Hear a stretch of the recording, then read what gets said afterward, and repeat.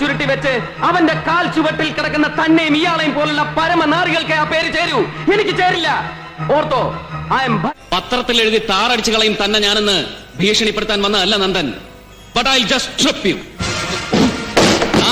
അവനവനെ ജനിപ്പിച്ചവനോട് തന്നെ പുച്ഛം തോന്നുമ്പോ ആരെയും മുഖത്ത് നോക്കി തന്തയില്ലാത്തവനെന്ന് വിളിക്കാം, അല്ലടാ? ഓർമ്മയുണ്ട്.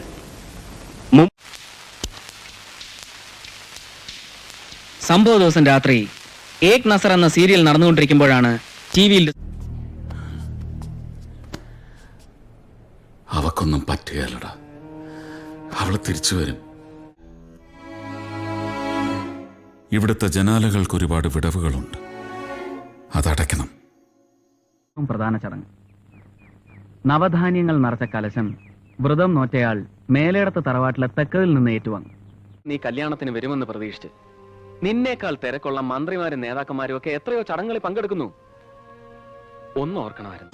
ഇനി മറിച്ചെന്തിനെങ്കിലുമാണ് പുറപ്പാടെങ്കിൽ പിന്നെ പൊന്ന് തോന്നിക്കുഞ്ഞ് താഴത്തങ്ങാടി ചന്തയെന്ന് തലമുറയായി പഠിച്ച തലവടിയും